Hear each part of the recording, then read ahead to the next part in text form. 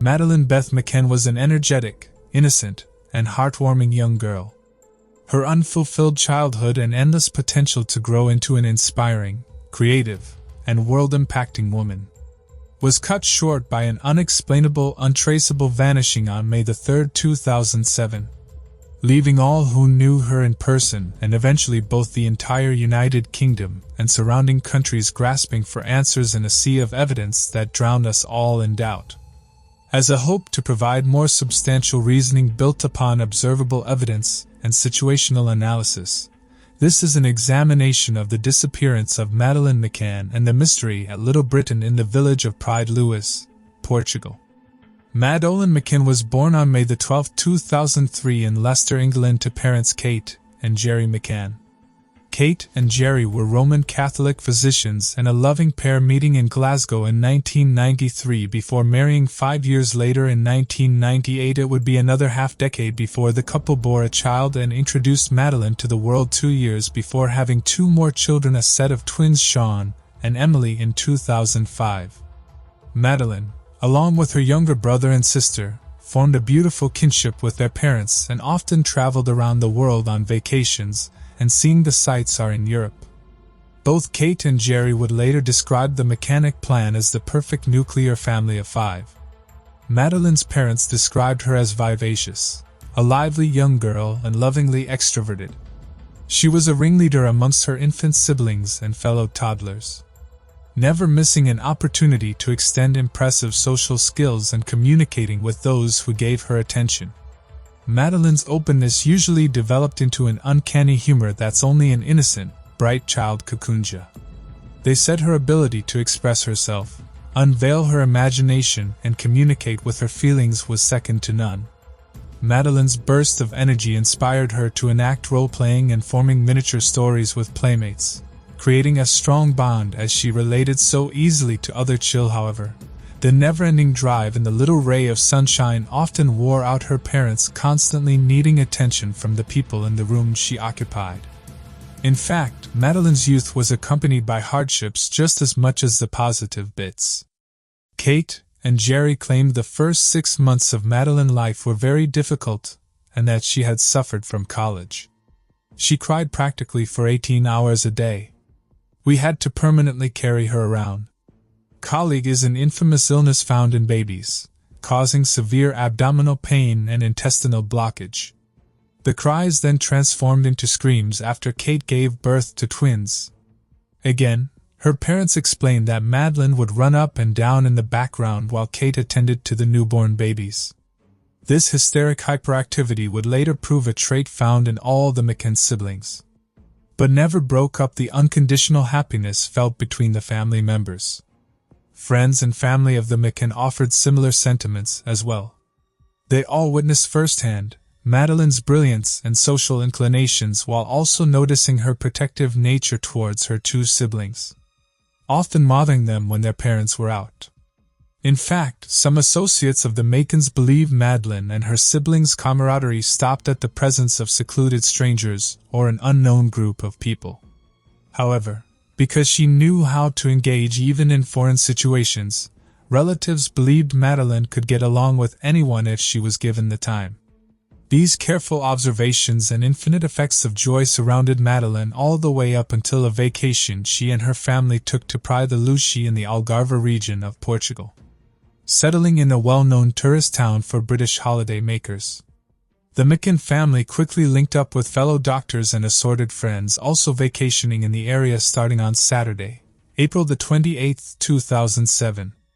Kate, Jerry, Madeleine, and the twin youngsters were having a wonderful time on one of their many frequent trips, and all the good times seemed destined for picture books. That is until the night of May 3, 2007, barely a week before Madeleine's 4th birthday. Kate and Jerry went out for dinner only to return to their flat and find missing their resilient and radiant daughter because sometime between 8:30 and 10 p.m., Madeleine McCann disappeared without a trace, leaving a void in the hearts of not just his family, but in the hearts of people around the world. Launching an exhaustive search that would soon evolve into the most discussed missing persons tragedy of the 21st century. On April the 28th, 2007, the McKinn family travels to Praia Deluge, Portugal for a 7-day spring break getaway.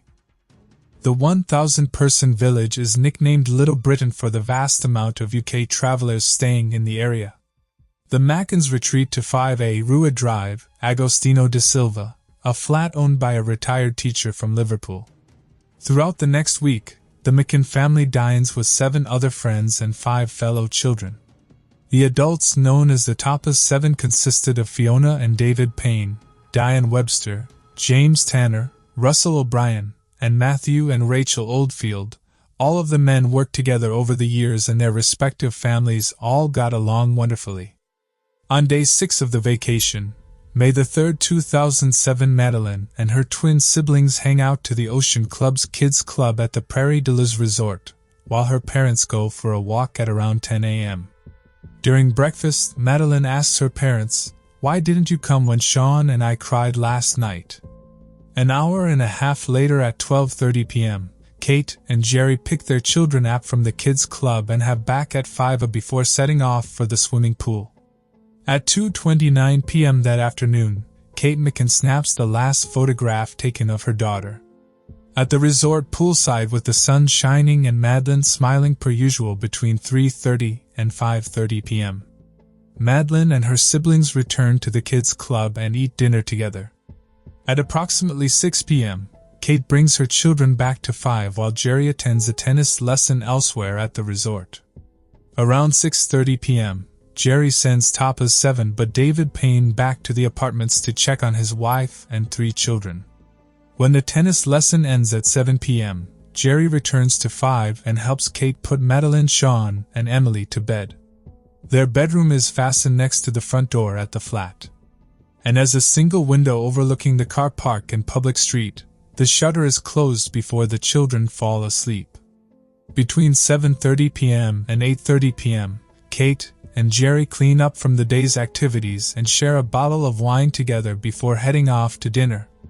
At around 8:35 p.m., the McKinn couple is the first of the friend group to arrive at the resort Tapas restaurant, located just 160 feet away from the A5 apartment.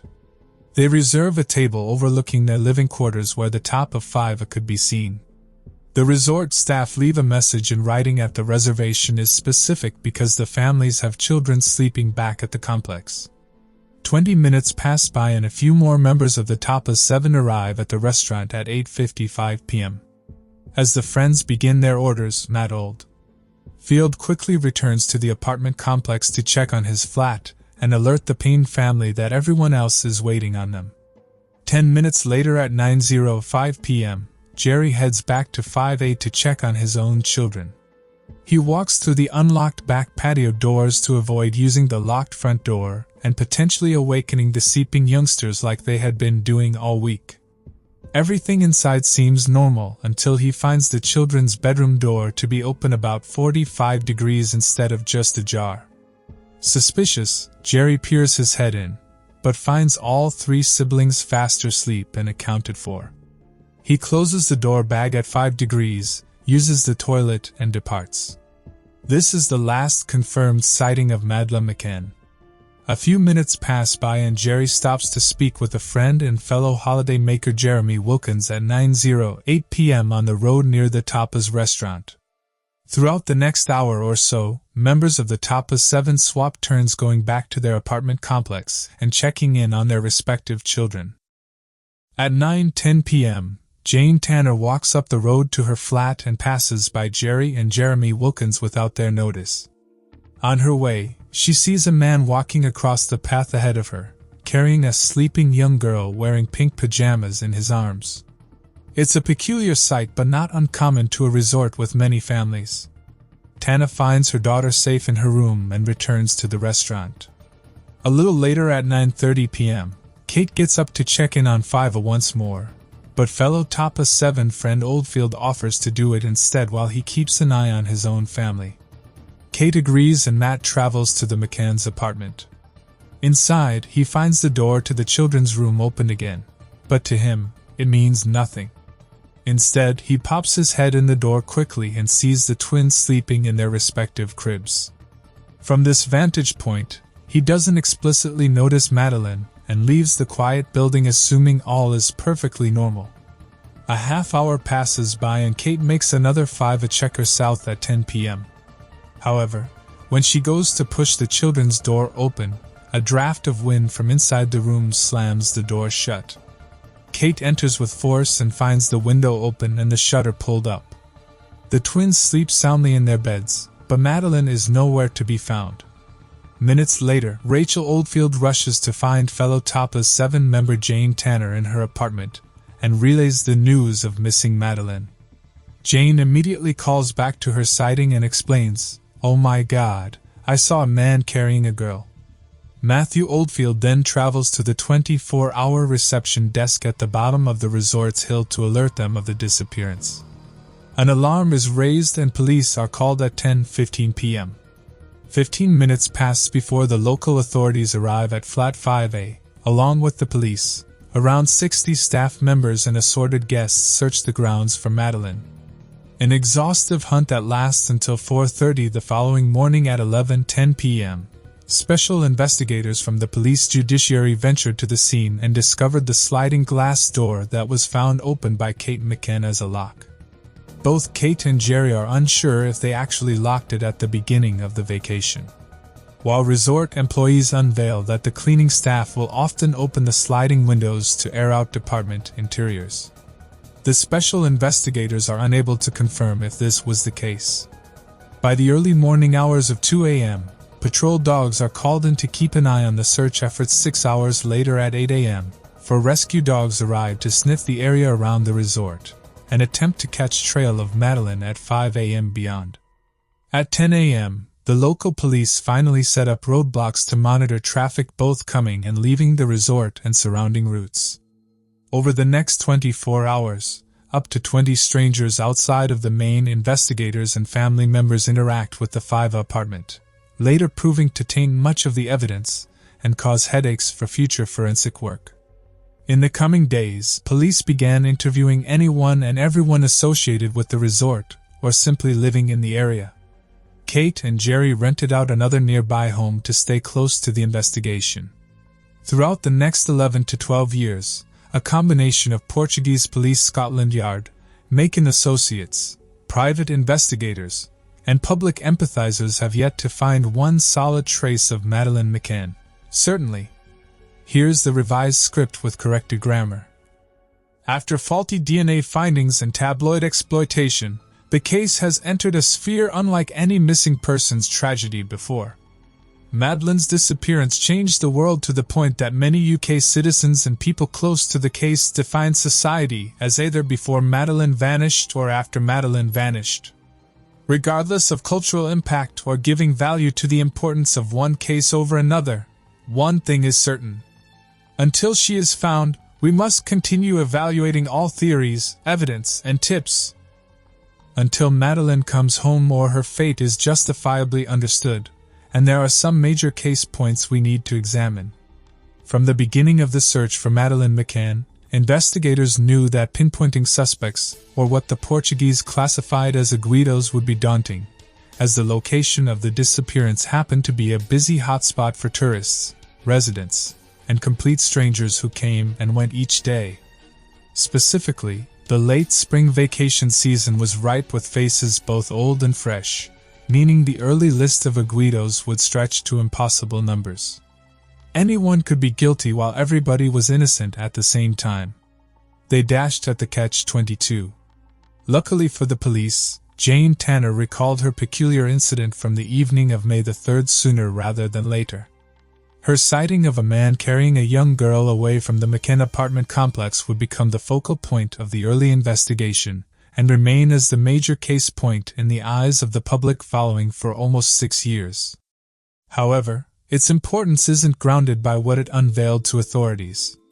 Rather, grounded by what it distracted authorities from considering. It took up more than a decade of the precious moments spent looking for Madeline. Dubbed the Tanner sighting, Jane Tanner's testimony gave the first possible timeline of Madeline's suspected abduction. As mentioned previously, Jane had traveled from the Tapas restaurant back to her flat to check in on her children at around 9:10 p.m. She walked down the road, passed by Jerry McCann as he spoke with a fellow vacationer, and headed into the complex. Both Jerry and the second man would later say they couldn't remember seeing Jane walk by them that evening. And due to the confines of the narrow street, police initially believed Jane to be fabricating the entire ordeal, yet Jane stuck by her following claims and highlighted that while Jerry and the vacation didn't confirm her movements, they couldn't deny them either. A few minutes of walking later, and Jane witnesses an older man with what appears to be a toddler in his arms. She says he was crossing the junction of Francisco Gentle Martins and Rua Drive, Augusto da Silva, moving east and away from the corner of 5A, where the Macon children's bedroom was located. His direction was first determined as suspicious as he was supposedly walking in the direction of Robert Murat's residence, a 34-year-old Portuguese suspect early on in the hunt. Jane Tanner described the unidentified man as a white male standing at about 5 feet 7 inches with dark hair and complexion that would indicate European or Mediterranean descent. He seemed to be 35 to 40 years old from a distance, wearing beige pants, a dark jacket, and the demeanor of a local. The girl he was carrying was wearing pink and floral pajamas cuffed at the legs, much like Madeline was wearing. These descriptions were curiously withheld from media until May the 25th, 3 weeks after the disappearance. A few months later, in October 2007, money from a fund set up by the McCann family was used for a forensic artist to recreate a simulated sketching of the Tanner sighting. The result is now one of the most famous images associated with Madeline's case. Sadly, the intensive search for the man from the Tanner sighting turned out to be a 6-year red herring chase. In October of 2013, Scotland Yard finally identified a British holiday maker who matched the TS description and fully corroborated with police. He explained that he was indeed carrying his own daughter after picking her up from the Ocean Club and heading back to their flat. To prove his innocence, the identified man dressed up in the same clothes as was mentioned in a TS report, and visually to the specific profile detailed in the sketch. The man was also able to provide the clothes his daughter was wearing the night of the sighting, as well, and once again the alibi cleared when the unveiled pajamas bore a likeness to Madeline's Yorset but was, in fact, different. What frustrated authorities the most with the Italian sighting wasn't the lack of information it provided, but rather the time it took away from other potential pieces of evidence, and eyewitness testimony that would later prove vital. First off, the Tanner sighting led investigators to believe the main abduction took place between 9 and 9:15 p.m., which they based their impending reports on. However, after learning the town of sighting had little to no connection, they had to retrace their steps and recalibrate more than half a decade's worth of thinking. Thus, Scotland Yard turned their attention to another eerily similar sighting from the night of May 3, 2007. This incident reported by Irish holiday makers Martin and Mary Smith. The Smiths claimed that they saw a man carrying another child at about 10 p.m. in a location which was about 460 meters away from the Macons in 5A. The Smith sighting man was walking away from the Ocean Club and nearing the beach at Rua 25 Diagonal. The Smiths described the new figure as a male standing at about 5 feet 8 inches with shorter brown hair and a slim build. He seemed to be in his mid-30s from the Smiths' vantage point and wore beige shorts. Much like how Jane Tanner described the man in her sighting, as not a tourist. The Smiths offered the same testament, going as far as to say the man seemed uncomfortable carrying the child. The girl he was carrying had blonde hair, pale skin, bare feet, and was wearing lighter-colored pajamas, again like what Madeline was wearing. EFIT images were initially created back in 2008 when the testimony was first recorded, but the entire sightseeing was muddied when Martin Smith thought Jerry McCann fit the profile of the Smith sighting man. Oakley International private investigators were quick to strike down the possibility since Jerry had been confirmed at the Tapas restaurant at 10 p.m., but the rumored confusion created sensitive press about the Smith side.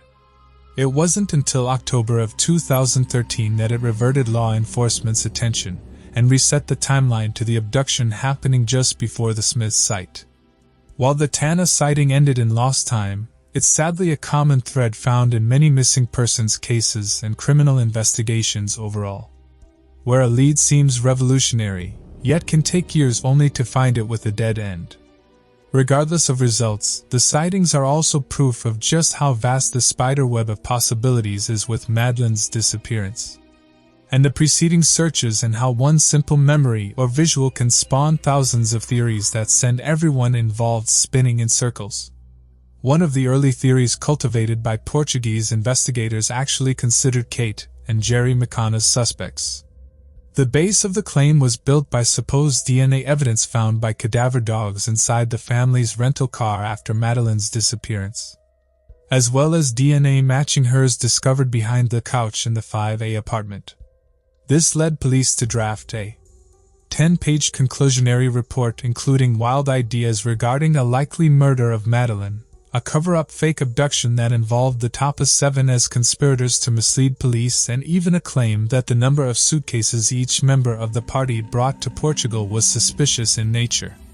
Realistically, none of the theories made sense or had conclusive evidence to back them up. The DNA found in the car and in the flat were tested using DNA methods, and it was stated in the forensic reports that despite the matches to Madeleine's DNA, the sample sizes were simply too small to consider credible. Not to mention the hours upon hours spent questioning the Wacken couple and their friends, who all cooperated fully and dedicated their testimony to truth and hope for Madeleine's fate. In fact, almost as soon as the disappearance was reported, Kate set up a project called Madeleine's Fund, Leaving No Stone Unturned Limited, which immediately caught fire across the UK and raised thousands of dollars to help hire private investigators and allocate resources directly to spreading awareness. Unfortunately, the early consideration of the McCann couple as Guidos fostered a tabloid firestorm that ended with lawsuits, deformation hearings, and unnecessary backlash that has turned a lot of the conversation around Madeleine's disappearance to gossip and unsubstantiated finger-pointing. Because Kate and Jerry were soon relieved of suspicion after these reports were filed, they have since been 100% cleared by the current authority. There is no reason to consider their involvement as a realistic or plausible hypothesis, and will not be considered any further. Another early theory proposed by investigators was a burglary gone wrong. According to records, the time between January and May of 2007 saw an unnatural rise in burglaries and burglary attempts in the area, including 2 around the McCann's apartment in the 17 days leading up to their vacation. These reports suggested that a burglary went into place the evening of May the 3rd, of which Madeleine interrupted after climbing out of bed and exiting a bedroom, hence why the doors opened further than Gary had left it. Then the burglar would have taken Madeleine as a precaution, leaving through the bedroom window since it faced the street outside the resort. In April of 2017, Scotland Yard announced a foiled burglary attempt was no longer under consideration, after they had interviewed potential thieves in the area and other potential suspects, but found no evidence. While the theory wasn't completely ruled out, their focus would turn to other ideas. A third positioned by investigators but quickly disregarded is that Madeleine wandered out of a bedroom on her own accord and was taken by a passerby or fell into a construction zone nearby.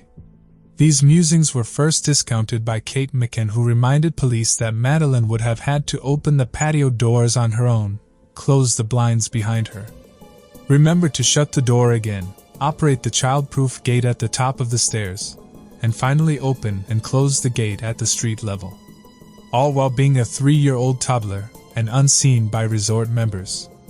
It's also regarded unlikely that Madeleine climbed out of the bedroom window under her own power as well. The most agreed upon theory by private investigators and law enforcement is one of abduction, including pre-planned abduction. This theory stems from the bevy of suspects seen around the 5A apartment complex in the days leading up to Madeleine's disappearance, looking suspicious or acting out of a normal manner, possibly carrying out reconnaissance for a bigger operation. For years, police have been tracking down these suspicious men, as well as known pedophiles, bogus charity collectors, and criminals who were later convicted of similar crimes and could be placed in or around the area in May of 2007. In the end, The unbelievable amount of press and scrutiny this case has received from various experts and media channels all across the world have bloated websites, editorials, and blog posts with both theories and conspiracies. Some crime scene experts who have taken a dive into Madeleine's disappearance have stated that they do not believe the scene backs up an abduction hypothesis and believe Madeleine was murdered. Other followers call the police work in the case as nothing more than hunches, reminding us that the treatment of the 5A apartment was so improperly handled that no evidence or forensic examination could be carried out and tainted. At least 20 different people went in and out of the room on May 3, 2007, before it was taped off. Killer testing wasn't carried out for months, allowing new vacationers to rent the apartment from the resort before it was locked down by police again. This coincided with constant bickering back and forth between Portuguese police and investigators from the UK, where tensions were rather high after numerous law enforcement entities made their way to Portugal and interrupted the search. To top it all off, the tabloid interference and age of media bombardment against the McCanns skewed public perception and hindered authorities to go about their duties without incredible tension waiting around the corner. With the vast amount of possibilities, no theory can accurately be concluded as the answer. Authorities have released tens of thousands of documents and translated almost every single one of them. They've investigated over 8,000 claimed sightings of Madeleine and had counted, in 2015, that they took almost 1,400 statements, collected over 1,000 exhibits, investigated 650 sex offenders and 60 persons of interest, not counting the next 4 years of research. As of today, Madeleine's case has received €11,750,000 in funding. Yet there are still so many unknowns associated with Madeleine's vanishing, and until they are resolved, and police release every document, report, and case file, we must wait for new leads to surface while doing our part in spreading awareness. But let's take a look at some of the suspects. One way we want to help divulge information is by sharing a list of suspects still wanted in the hunt for clues leading to Madeleine due to the sensitivity attributed to the case and the unfortunate loss of time in the early years of the investigation. We won't be drawing our own hypothetical conclusion, instead, highlighting critical police sketchings and efforts of people either acting suspiciously around the time of Madeleine's disappearance, or who have raised red flags in a variety of situations around Europe. Firstly, we have an unidentified woman whose profile was released on August 2009. The woman in question was seen near Port Olympic Marina in Barcelona, Spain, on May 7, 2007, just 72 hours after Madeleine disappeared. She appeared agitated, was nicely dressed but kept pacing up and down the street by Rue de la Gamba restaurant and bar. 2 passing British men noticed the disturbed woman and decided to approach her. When one of the men, who wishes to remain anonymous, asked if everything was okay, the woman asked, "Are you here to deliver my new daughter?" No other details are known, but the British witnesses say that after their conversation, the woman had a colorful argument in Spanish with a local inside the neighboring pub. Again, no other details have surfaced except that the witness described the woman's accent to be of Australian qualities and appeared as an Australian Victoria Beckham lookalike. Next, we have an unidentified man who was spotted 3 different times by a fellow holidaymaker, Gail Cooper, who was in Praia de Luz on vacation from England. The first time she saw the man, he was walking in his lonesome under a heavy rainstorm along an abandoned beach on April 20, 2007. Later the same day, the man with olive skin and shoulder-length hair knocked on Gail's door and pretended to be a charity collector, a popular con around the resort area during the spring of 2007. 2 days later, on April 22, Gail saw the man for a final time, hanging around a children's event sponsored by the Mark Warner Resort. Gail was called back to Portugal in 2008 to work with the detectives on recreating the man's likeness through 2 sketches. At first, the man was thought to be the same man whom James Tanner witnessed carrying a small child away from the apartments back on May 3. But when he was cleared, the long-haired man was confirmed as a separate individual. In 2010, private investigators showed clips they had filmed of a man from inland Portugal, doing labor outside of a white truck. Gail watched these unreleased clips and found that despite the lack of a mustache and lighter hair color, the recorded man was the same man from the Praia de Luz beaches in April of 2007. Similar stories compared to the previous men have been updated with police sketches as well. Again, other witnesses claimed to have interacted with fake charity workers in the area around the time Madeleine vanished and gave descriptions that were translated to pictures of these two men. Two other fair-haired men were also described to have been hanging near the McKin flat around May 3rd and were thought to be of Scandinavian, German, or Dutch heritage. Another pair of EFIT profiles were uncovered in old Portuguese police reports and subsequently unveiled to the public, again representing suspicious men appearing in the area. In addition, the Smith sighting evidence also resulted in two different EFIT creations for a man seen carrying a small child at 10 p.m. on May 3rd. Another mysterious encounter resulted in police sketches occurred 3 days after Madeleine's disappearance but wasn't announced to the McKin family or the public for over a year until the eyewitness was approached by Mirror magazine. Annette, then 41 years old, made a call to Dutch police when she thought Madeleine and an older Dutch couple walked in at an Amsterdam shop on May 6, 2007. According to Annette, the man was between 35 and 40 years old, with a mustache, dark skin, and spoke Portuguese. The woman he was with was a little older, maybe in her 40s, with brown hair and spoke French. Accompanying them was a little girl. The following are direct quotes from Annette in Mirror magazine, who said, "I'll never forget the girl. She had her hair in a ponytail, huge green-brown eyes, a pale face which showed no emotion. I didn't like the man. He didn't look like a nice person. I work in a party shop, so most people smile when they come in to buy things, but he didn't smile back at me when I smiled at him. He had no sparkle in his eyes. He was short with me and seemed angry. I got the feeling he didn't want me to interfere with him and the others.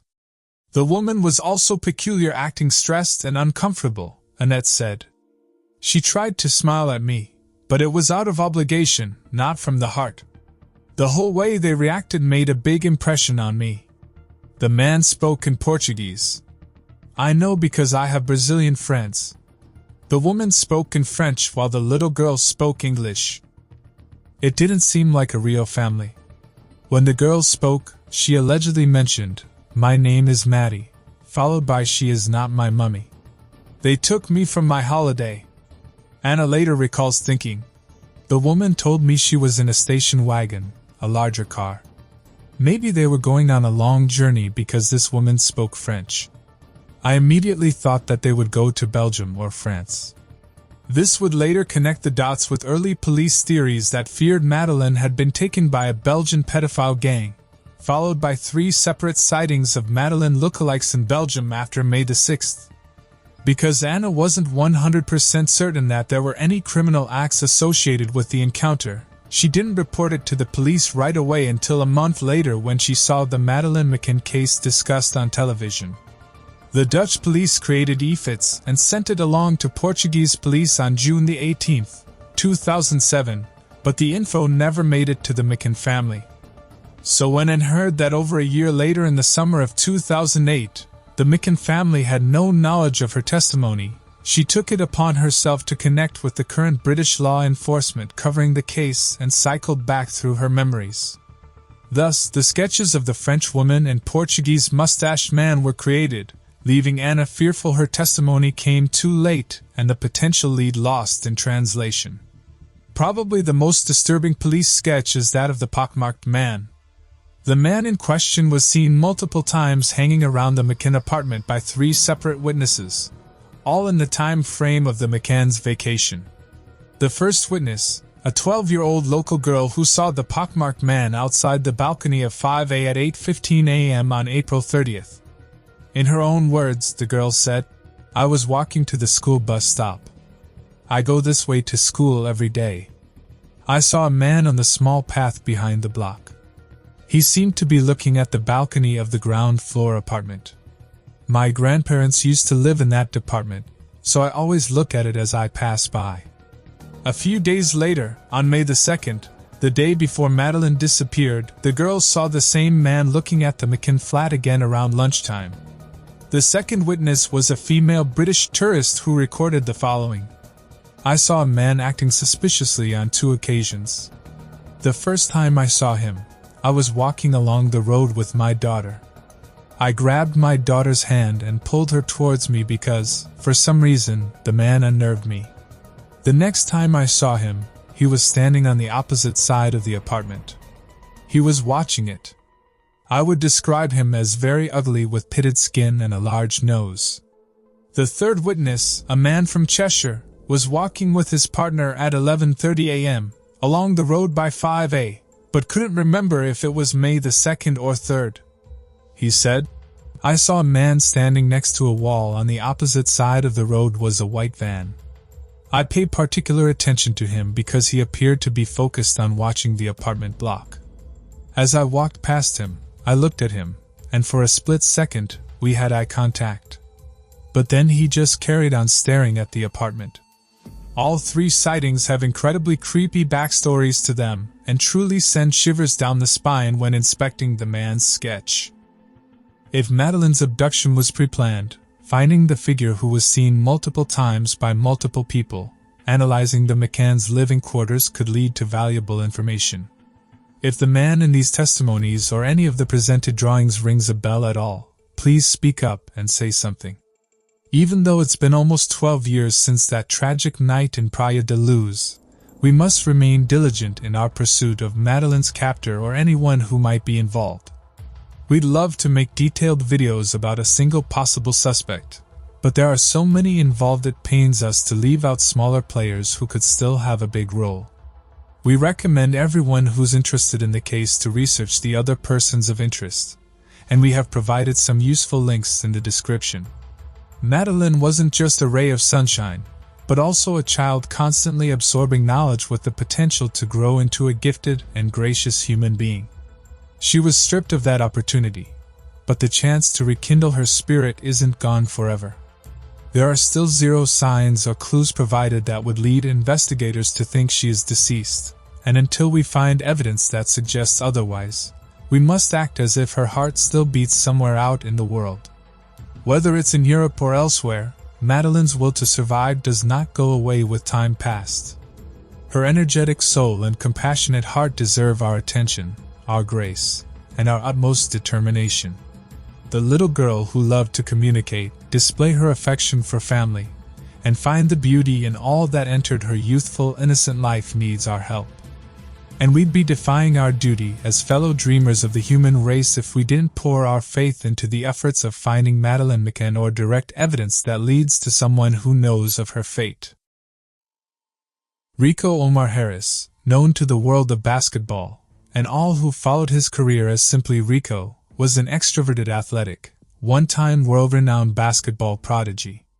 His energetic, entertaining skill set followed by a courageous battle against addiction and apparent recovery was cut short by an unexplainable, untraceable vanishing in October of 2014, leaving all who knew him, from college basketball fans in Los Angeles to the Harlem Globetrotters, grasping for answers in a sea of evidence that drowned us all in doubt. Rico Harris was born on May 19, 1977, to parents Henry Harris and Margaret Fernandez in Los Angeles, California. After moving to Oregon for a little while to account for Henry's new job, the Harris family quickly bonded with one another but moved back to Los Angeles soon after to raise 3 additional children. During their younger years, the Harris siblings were subjected to violent and abusive tendencies at the hands of their father. Rico specifically was a frequent target of Henry's rage, taking the brunt of his abuse, despite desperately seeking out his approval as he grew into a teenager. Henry's collision course eventually drove Margaret away, and she took her children with her to Alhambra, California.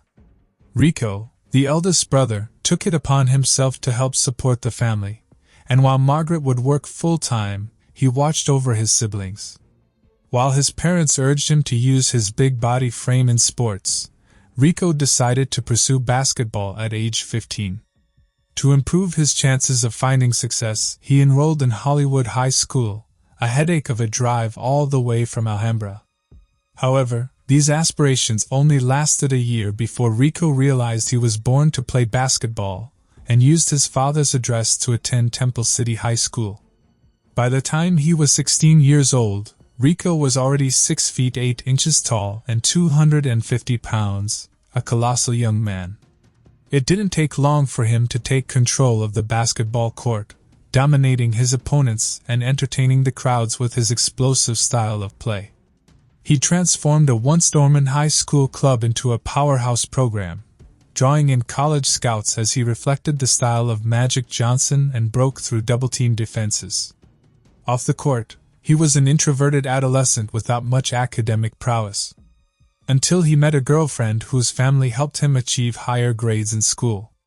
This helped Rico find even more success in basketball, and during his senior season, he averaged 28 points, 15 rebounds, and was compared to top basketball recruits in the western United States, such as Jason Terry and Paul Pierce. Sadly, because Rico failed to receive high marks on the SAT, his scholarship offers from top-flight universities such as UCLA were rescinded. Thus, Rico ended up at Arizona State to take classes before regaining eligibility to play basketball. For the first time in his life, Rico was away from friends and his close-knit family, and it caused struggles in his studies and his social life. In March of 1996, he was briefly accused of unlawful imprisonment along with 2 other teammates, but the charges were dropped, and Rico was told he had to sit out a second sports season to clean up his act. Refusing to sacrifice additional precious time, Rico transferred to Los Angeles City College. He was able to join the basketball team and immediately let his presence be known.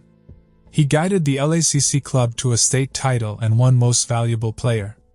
But by his second year, Rico found himself in academic decline and trending towards an unhealthy lifestyle, constantly consuming alcohol despite still performing at a high level on the basketball court. When he lost connection to his former girlfriend and acknowledged his deteriorating emotional health, Rico shut down his recruitment from other colleges, fearing they only wanted his skills rather than his personal development, and declared for the NBA draft. Once again, this plan went up in flames when Rico kept pushing off special events to showcase his skills in order to remain close to home. As a byproduct, he withdrew his name from draft consideration, declining various college offers to play Division I college ball, and transferred to Cal State Northridge. Many thought it was a poor choice for Rico's future career, and the doubters were unfortunately correct. Over the summer between semesters, Rico attempted to reconcile with his estranged father Henry, but was swiftly rejected. Caught in the purgatory of social and emotional negligence, Rico continued to lose focus and lost interest from the NBA during his only lackluster season at CSUN. As per NCAA eligibility, Rico turned to semi-professional basketball to keep his NBA dream alive. He played in San Diego, St. Louis, and other pickup teams before deciding to join the Harlem Globetrotters, a comedic exhibition basketball team. In a tragic twist, Rico found himself in a scuffle in South LA 1 month into the Globetrotters gig, in which he was hit in the back of his head by a baseball bat.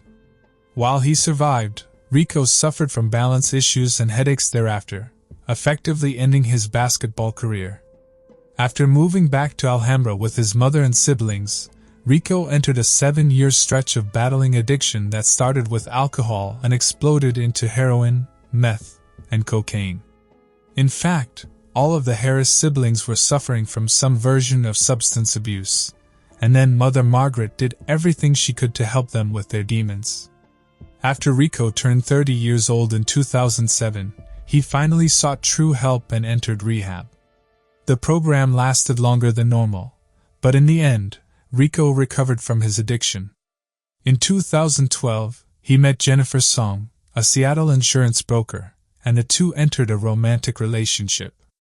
Throughout the next couple of years, Jennifer and Rico became very close.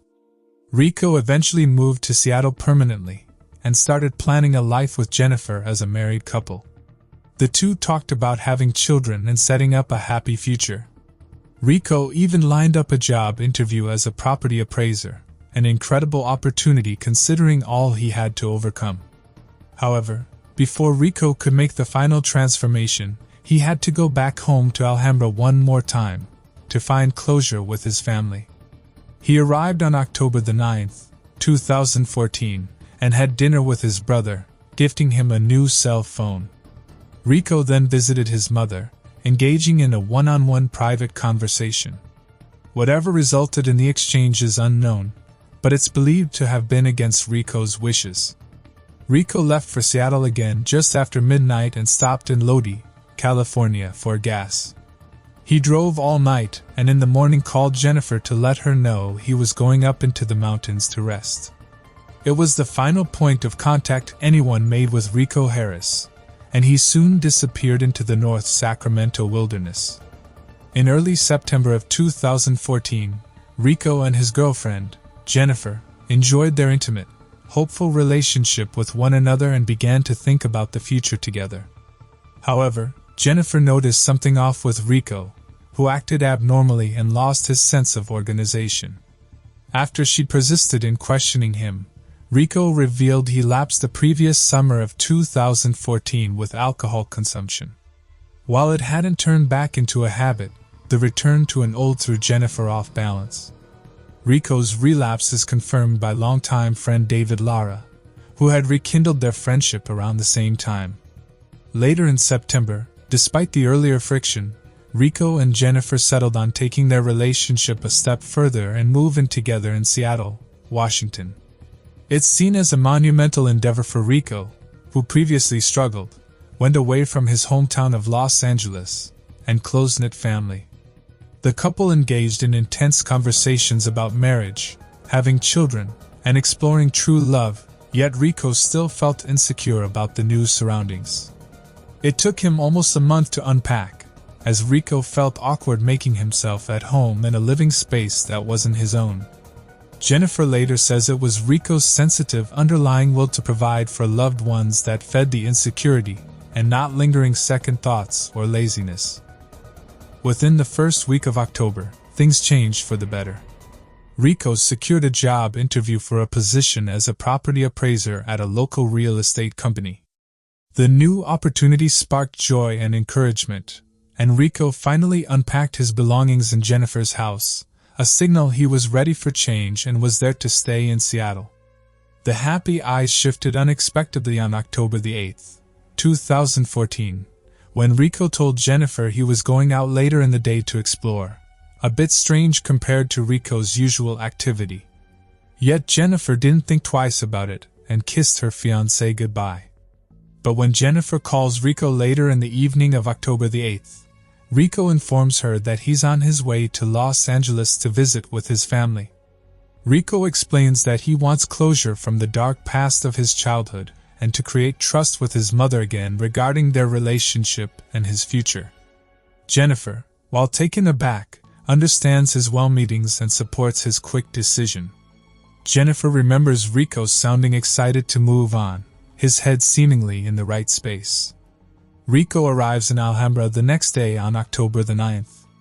His mother, Margaret, notes his excitement about the recent changes and ultimately about his flourishing life. However, Margaret also suspects Rico to have been drinking or under the influence of a substance. In the evening of October the 9th, Rico leaves his mother's house and has dinner with one of his younger brothers.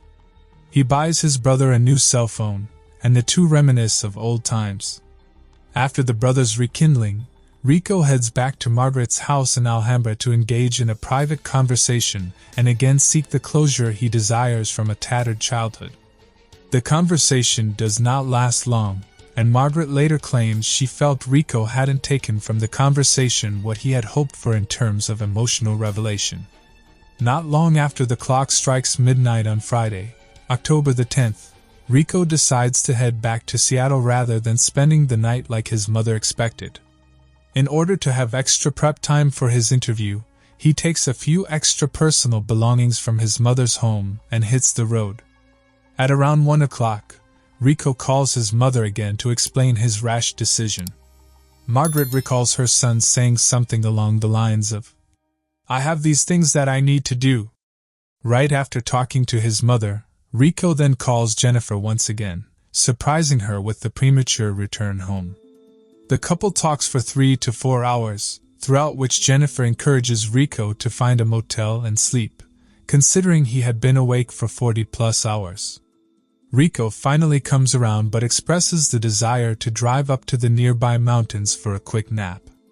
Jennifer suggests an alternative, reminding him he'd have no cell service at high altitude, and the dark winding roads would be dangerous in the thick of night.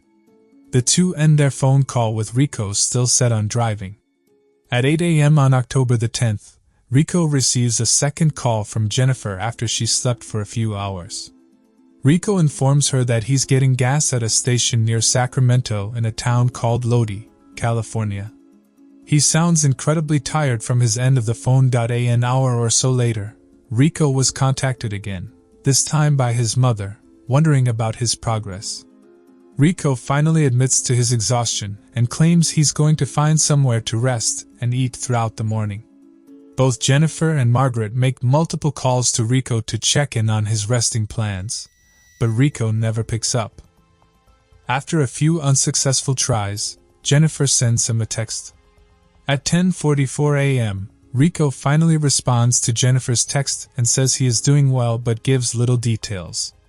This is the last official contact anyone makes with Rico Harris. As morning shifts to the afternoon, Jennifer tries to let Rico's rest time go uninterrupted. Yet her anxieties get the best of her, and she calls him anyway, still getting no response. Jennifer tells herself he must still be in the mountainous region of California, and the cell service is playing a role. Between 7 and 8 p.m., Jennifer officially falls under the silence of Rico and calls Margaret to worry. Margaret, on the other hand, is calm and guesses Rico is just operating on his own will, not uncommon to his personality. Sometime before midnight, Rico records himself singing along to in his parked car but appears to be doing so unintentionally. He also throws around various CDs from the passenger compartment as well.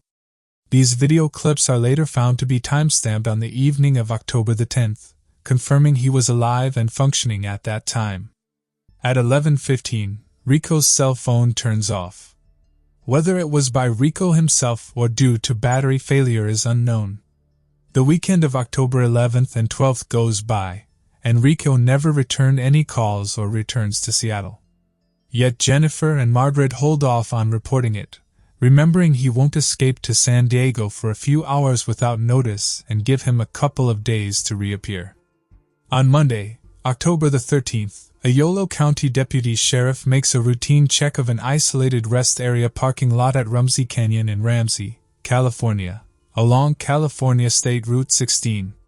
He finds a black Nissan Maxima off to the side in the dirt lot with no nearby passengers but lets it be. The following day on Tuesday, October the 14th, the same Yolo County sheriff returns to his route and finds the Nissan in the same spot in the parking lot. He runs the plate in his database and discovers it belongs to Rico Harris, his address still linked in Alhambra. The Yolo County Sheriff's Office calls Margaret to inform her they found the car but no person, and she then calls Jennifer, trying to make sense of what both women described as a surreal dream. Margaret officially files a missing persons report with the Alhambra Police Department, and law enforcement opens an investigation. Over the next week or so, they put together a vast network of searches and rescue personnel. Helicopters with thermographic cameras fly over the surrounding areas. All-terrain vehicles are commissioned for the mountainous search zone, and cadaver dogs are deployed to pick up any lingering scent of Rico. Overall, the crews covered a 5-mile radius of the parking lot and a 27-mile stretch of Ramsey Canyon, along Route 16, but find little clues besides unidentified footprints in the dirt alongside the road. Using cell phone data, police interview residents of nearby locals and receive a few reassuring sightings dated back to Sunday, October 12th, but nothing concrete surfaces. On October the 19th, investigators receive another tip about the sighting of a large man walking along Route 16, and subsequent shoe prints are found in the dirt once again. However, the location of the previous eyewitness testimony and footprints compared to the October 19th clues lead police to conclude Rico had left the site of his car at Ramsey Canyon, walked along the Cache Creek, and then returned to the original spot for unknown reasons. This revelation would provide the strongest foundation for later theories. A few days later, on October the 22nd, the search is pulled back and slowly dwindles down. In mid-November of 2014, divers return to deeper sections of the surrounding bodies of water to record more searches, but again, find nothing of use or suspicion. Since the mid-October mystery, nobody has found credible evidence to lead police to answers or spark reasonable theories outside of speculation. Currently, we are only left with what was found in those few weeks of investigating, making the entire ordeal murky with dead ends and puzzle pieces without a home. In the case of the disappearance of Rico Harris, most of the tangible clues were discovered in the first week or so of searches. But none was more perplexing than the backpack and cell phone recovered on a guardrail along Route 16 near Cache Creek. After police assessed cell phone records from the provider company, data pings led them to the Redwood Valley area in Northern California, about 70 miles northwest from where Rico's vehicle was originally located. To cover all their bases, authorities called as many residents as they could in the surrounding communities, leaving messages on voicemails asking for tips. It didn't take long for the scheme to produce results when lead investigator Dean Island received a call from a Redwood Valley man who claimed to have found items belonging to Rico. Police immediately responded to the tip and learned that the Redwood man indeed had a black backpack owned by Rico Harris. Inside the backpack were jumper cables and his cell phone. The man explained that he, his wife, and their grandchild were driving along Route 16 when the young boy alerted his grandparents that the stray backpack was on the curb of the highway and alarmingly out of place amid the surroundings. The man pulled over, and the trio shouted into the wilderness to hopefully make contact with the bag's owner. When they found nobody down the creek, the Redwood family checked the bag for ID. All they found were the cables and phone, so they took it with them in hopes to charge it and contact someone. Law enforcement quickly assumed the backpack to be Rico's. Not only was the bag like a purse, according to Jennifer, who recognized the parcel instantly, but was also found only 1,500 feet from a sighting reported by a passerby earlier in the week, someone who had seen a large African-American man standing along the guardrail on Route 16. These inclinations were confirmed when the officers assessed the cell phone and combed through its information. Pulled from the phone would later prove to be crucial visual evidence in creating the timeline of Rico's last known actions. In his media gallery, Rico had videos of himself singing along to music in his car, seemingly ignorant of the fact that he was recording himself. Along with absent-minded singing, Rico was also seen throwing around CDs in the cabin, ripping up random papers, and playing with the sunroof controls.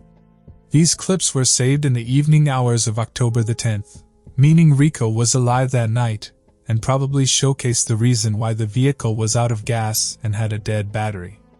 The fact that Rico had been tossing items around in the car also helped explain why the car had originally appeared ransacked when investigators towed it into the station. Most importantly, however, the cell phone videos gave authorities a better idea about the state of mind Rico was in around the time he'd last made contact with his family. The fact that Rico recently relapsed with drug use was thought to have consumed alcohol while in Alhambra, engaged in difficult emotionally draining conversations with his family, and was awake for an estimated 50 hours straight would certainly lead to a fragile psyche. This combined with Rico's indecisive demeanor and lifetime's worth of personal struggles could have tripped him into madness, or at least extreme exhaustion. Without a doubt, the backpack, cell phone, and overall major case points show Rico was in trouble. And if not from a third party, then at least from his own beaten bat itself. The first and most popular theory discussed in the case of Rico Harris developed into a confusing speculative story of foul play. The hypothesis originated with the Yolo County Sheriff's Department after the Nissan was found abandoned and seemingly plundered. Besides the mess of papers, CDs, and bottles in the back seat, investigators also know Rico's wallet was left behind, still full of its contents, except for a Discovery credit card. On the exterior, the car wasn't parked in any of the marked parking slots, and had both no gas and the dead battery. Police calculated that after filling up with gas in Lodi, California, Rico took a wrong turn and headed northeast on Route 16.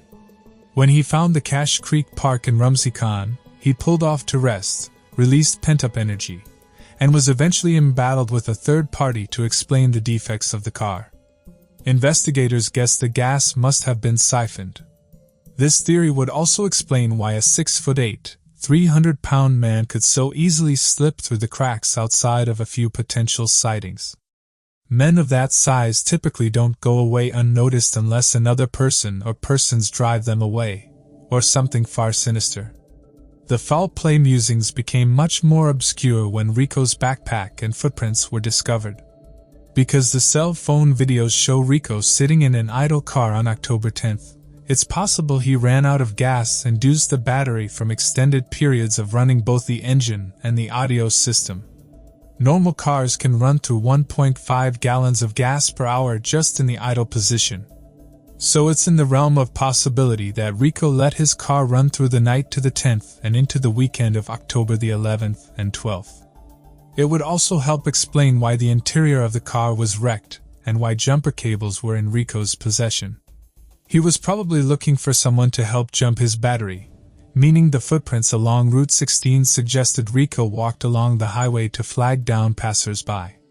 There was also zero DNA findings to corroborate third-party interference or the presence of a stranger. So while Rico certainly didn't encounter foul play while in his car at Cache Creek, investigators still theorize he met with trouble after hitchhiking along Route 16.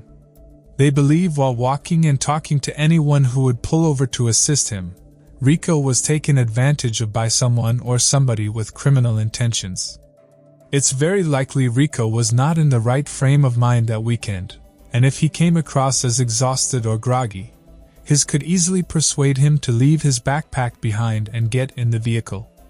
It's a bit confusing as to why someone would risk dealing with a man who is almost guaranteed to have a physical advantage, not to mention no money on their person, but it's also worth remembering Rico relapsed shortly before his disappearance.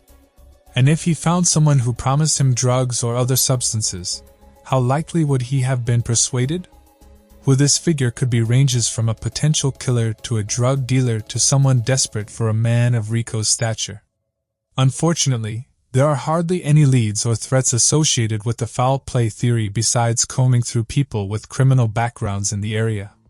Due to the vast population of Northern California and the Sacramento area, the possibilities are borderline infinite. Another theory considered by many is that Rico was wounded and taken by a wild animal or large predator.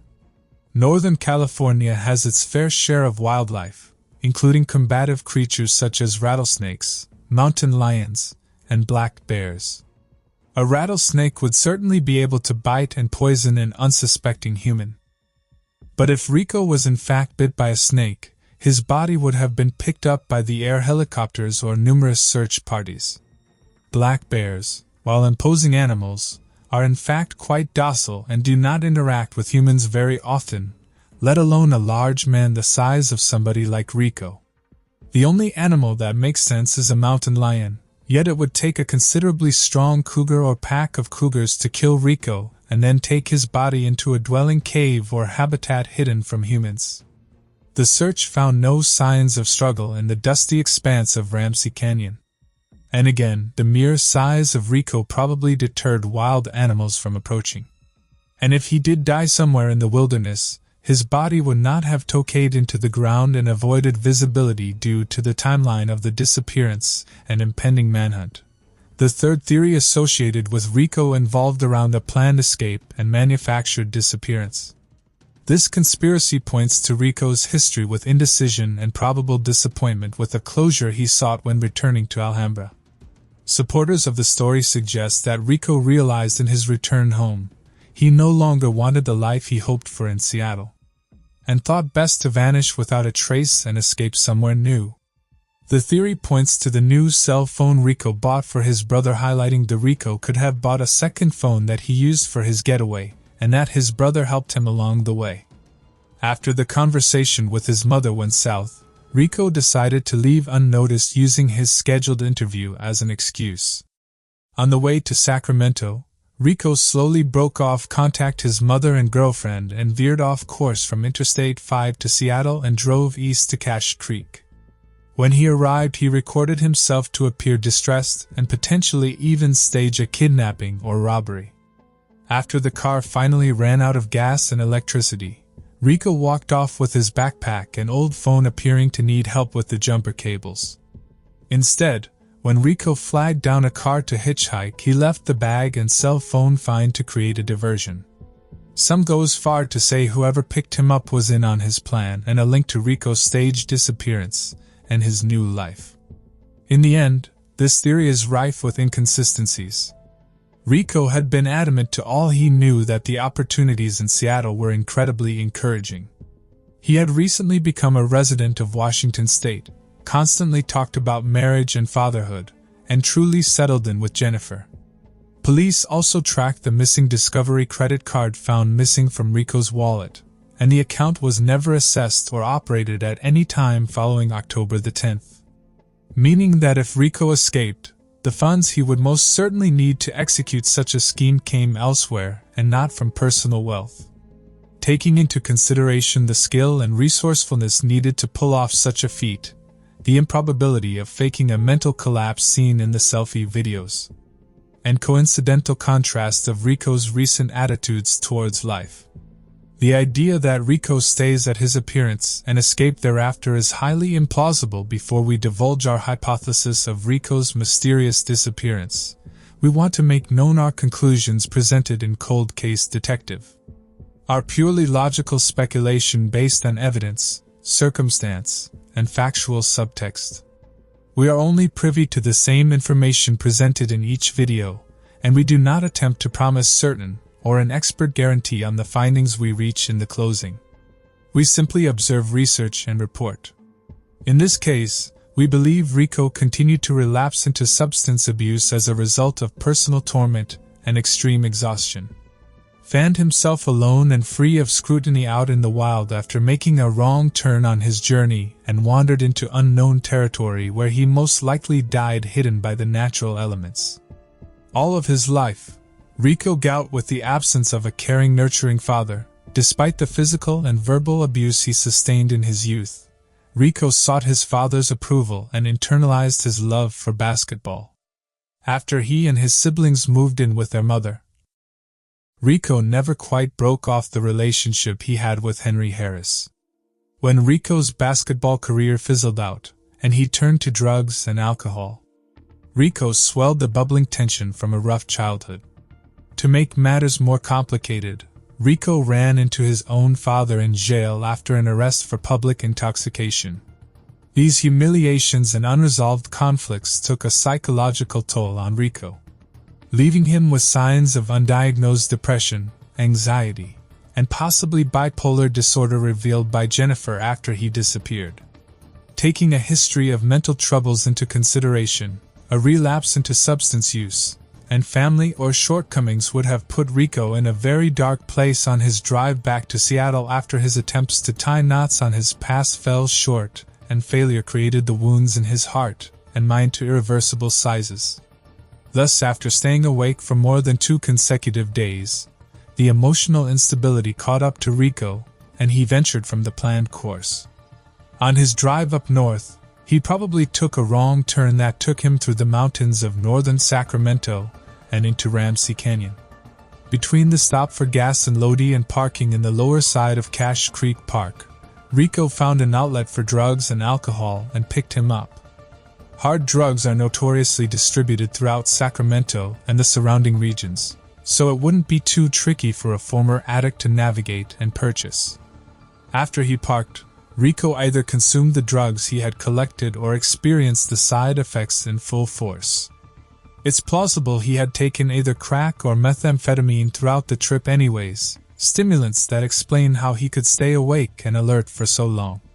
The drug reasoning comes from a vital clue found in the Nissan Shima after police towed the vehicle into evidence.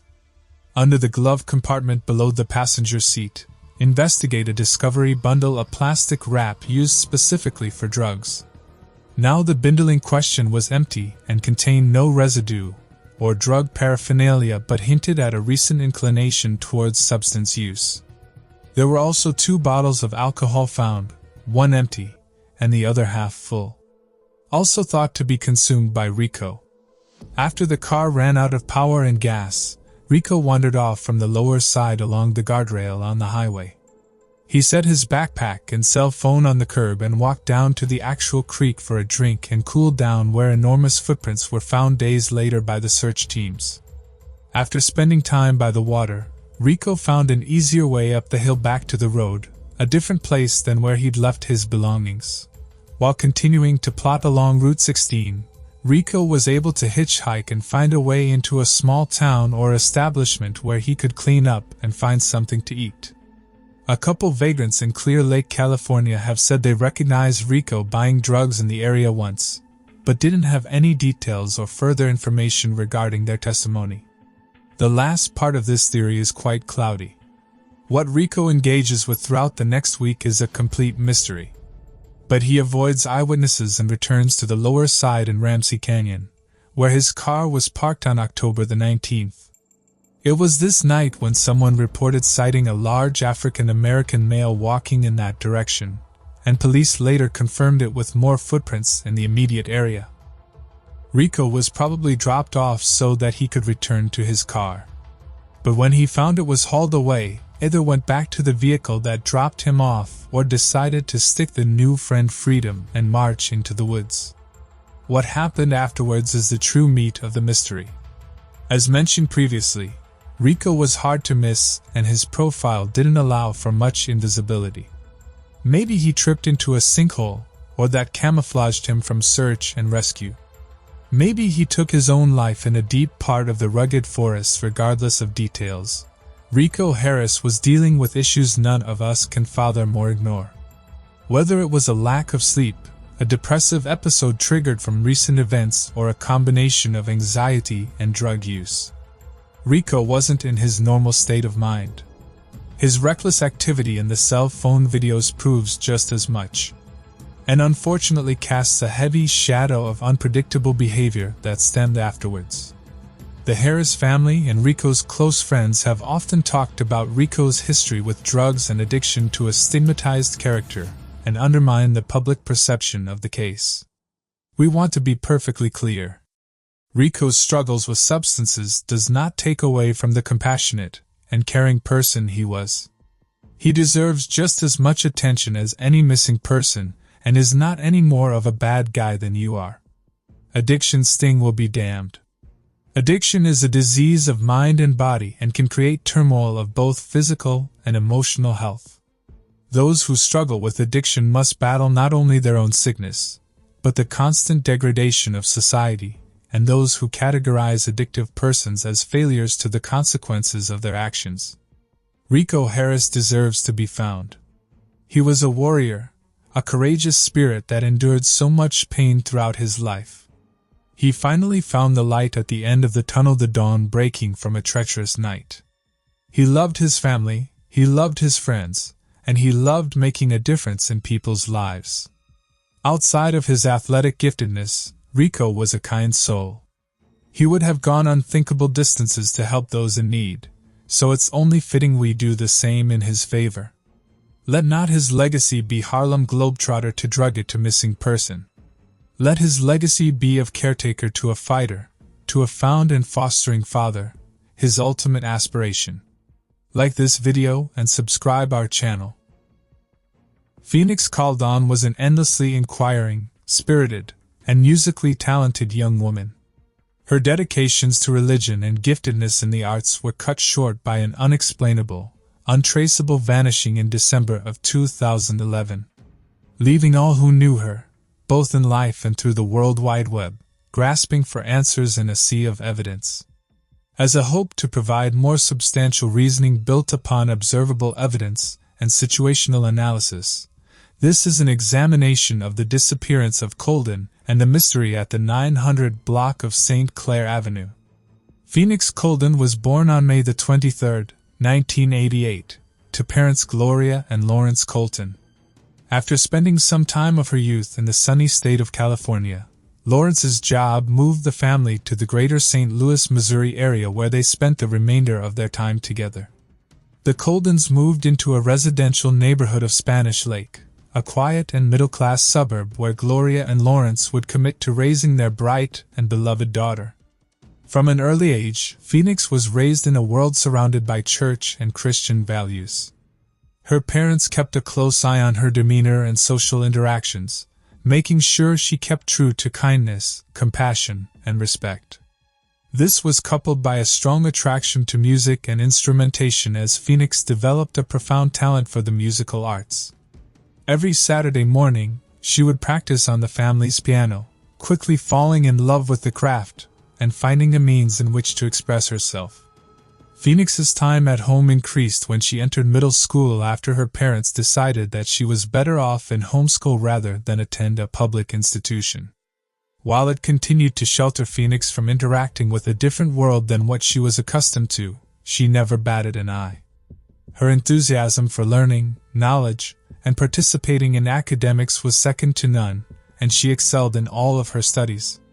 When she wasn't doing coursework or making music, Phoenix was advancing her fencing skills, attending rigorous practices that led her to ultimate championing of the sport, as she retained the local junior fencing title. From 2007 to 2011, Phoenix attended the University of Missouri St. Louis, moving into an apartment with a friend. Around this time, Phoenix started displaying a different side of her personality, struggling to reconcile with her sheltered upbringing and strict lifestyle. She began arguing with her parents more frequently and participated in risky behavior. While it was a contrast to the normal Phoenix that her parents knew, neither Gloria nor Lawrence figured it to be any more than the pains of entering adulthood. That is until May of 2011 when Phoenix returned home at the demand of her mother, and tensions skyrocketed.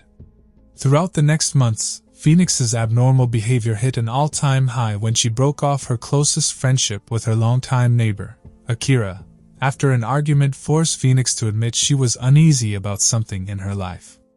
Something that would not be cracked by either Akira or the Colden family. As the warmth of summer turned to the chills of winter, Phoenix's crisis worsened. Her parents and few friends described her as a different person. No longer was she the well-balanced, soulful woman with a great sense of humor, strong in her faith, naive about the world, and ambitious to live up to the world's expectations. Instead, she was a shell of her former self. Both Gloria and Lawrence Colton felt that their daughter's own soul was on the brink of returning. But sadly, never knew for sure when, on a silence in the afternoon, Phoenix walked out of a Spanish Lake home for the final time, not to be seen or heard from again, leaving nothing behind but odds and ends in her car, abandoned in the middle of the road on St. Clair Avenue. Sometime in the year 2005, Phoenix called on meets Akira in the Spanish Lake neighborhood, and the two quickly become good friends. Because Phoenix is homeschooled, she waits by the bus stop each day for when Akira arrives home after public school. Phoenix isn't allowed to go over to the Hogan household much, so her relationship with Akira and her mother Martini consists of talking on the front porch. The Hogans see Phoenix's parents as a little too strict as a result. In the fall of 2007, Phoenix enrolls in the University of Missouri, St. Louis, eager to explore lifestyles differing from the religious-tempered world she knew growing up. Around the time of starting college classes, Phoenix meets a guy named Michael B. They soon enter a romantic relationship despite her parents' disapproval of him. Over the next few years, Phoenix and Michael B. hide most of their intimacy from the Colton family. They move into an apartment together with the help of Phoenix's mother, Gloria, who signs the lease under the impression that her daughter is moving in with a female friend. Gloria proceeds to visit the flat multiple times in the duration Phoenix lives there, and not once sees a clue that alerts her a man is living there. At some point in 2010, Phoenix informs her childhood friend, Akira, back at home, that she wants to leave Michael B, but isn't sure about how to go about it. Instead, she starts meeting other men. One of the men is another person named Michael, referred to as Cell Phone Mike. Phoenix heats up a second romantic relationship with Cell Phone Mike behind the back of Michael B. Around the same time, Phoenix purchases an alternative cell phone plan behind the back of her parents. She uses the burner phone to communicate with Cell Phone Mike and her phone from the family plan to upkeep her normal life with Gloria, Lawrence, and Michael B. In the months leading up to spring of 2011, Phoenix secretly steals money from the Colton family safe in their home. The money in question is in the form of savings bonds under Gloria Colton's name. Phoenix discreetly cashes these bonds at various points, pulling in around $2,500. What happens to this money isn't known. When May of 2011 arrives, Phoenix moves back in with her parents, at their request after they decide paying for the apartment is financially difficult, and their house is technically closer than her apartment is to the university. The situation begins to unravel in the summer of 2011, when Phoenix has a mental breakdown in front of her friend Akira. Phoenix claims she has the feeling that she's being followed, specifically saying that an anonymous person or people are watching her and the Colton family in the park one day. It is a paranoid discussion with unsettling foreshadowing in which Phoenix shares she has a feeling that something is after her and something is going to happen. On November the 15th of 2011, Phoenix records a selfie video on her phone while she sits in her car, expressing the extreme frustration she has with herself and the emotional crisis she's in. Phoenix appears distressed and on the verge of tears, saying things like she wishes she could start over. She also recites an altered version of the Serenity Prayer. During Thanksgiving break later in the month, Phoenix meets with an old friend from her teenage years, Tim Baker. She confides in him that despite telling people she's at the university, she never actually enrolled in classes that semester. Given the secret from her family, Tim knows about the second burner phone and realizes Phoenix is living a double life and feels like she's hiding something from him too. Not long afterward, sometime at the end of November or early December, Phoenix has another fiery incident with Akira. This time, she argues with her best friend about petty little issues regarding their friendship and Michael B. It escalates when Phoenix reveals she carries a 10-inch dagger knife stored in the driver's side door of her car. Akira thinks Phoenix is just trying to intimidate her and claims she's done nothing wrong. After Phoenix hints that she's going somewhere to get away, Akira claims this mental state is totally abnormal for Phoenix and, like Tim Baker, feels that her friend is hiding something. Throughout the first weeks of December, Phoenix makes an increasing number of phone calls to her original boyfriend, Michael B, via her family plan's cell phone. On December the 17th, she engages in 10 separate phone conversations, ending with a 116-minute call unknown as to what it is about and if it played a role in the mind-numbing mystery about to unfold. At 9:34 a.m. on December the 18th, 2011, Phoenix makes a 2-minute phone call to a friend Rosie again using a family plan and cell phone. 5 minutes later, at 9:41 a.m., Phoenix makes a 6-minute call to Michael B, on the same cell phone as before. At 11 a.m., Phoenix attends the morning service with her mother, Gloria, at their usual church. Phoenix performs in the handbell choir and appears like her normal self to the congregation's pastor, Mark Miller. After church, Phoenix makes the last recorded call on her family plan cell phone to Michael B, a call that only lasts 1 minute with unknown details. Not much time passes before Phoenix and Gloria run an errand to the grocery store around 2 p.m.